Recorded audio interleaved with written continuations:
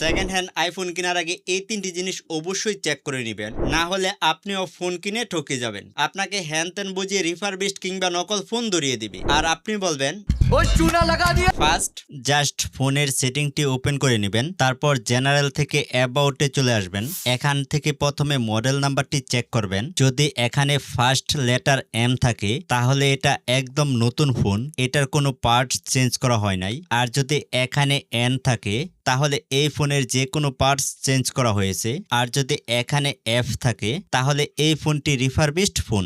Second, just এখান থেকে serial নাম্বারটি কপি করে নেবেন, তারপর গুগল থেকে আইফোন চেকার লিখে সার্চ করে দিবেন। তারপর এখান থেকে মোবাইলের কান্ট্রিটি সিলেক্ট করে এখানে সিরিয়াল নাম্বারটি পেস্ট করে দিবেন।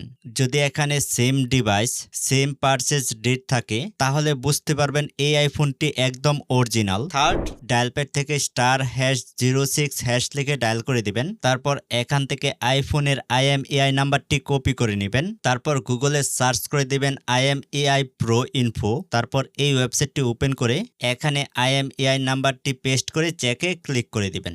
যদি এখানে ক্লিন লেখা থাকে তাহলে বুঝতে পারবেন এই মোবাইলে কোনো ইস্যু নেই, মোবাইলটি কোনো চুরির মোবাইলও না। তো এখনই আপনার হাতের মোবাইলটিও চেক করে নিতে পারেন, আর আপনার ফ্রেন্ডকেও শেয়ার করে দিতে পারেন, সে ফোন কেনার সময় কাজে লাগতে পারে।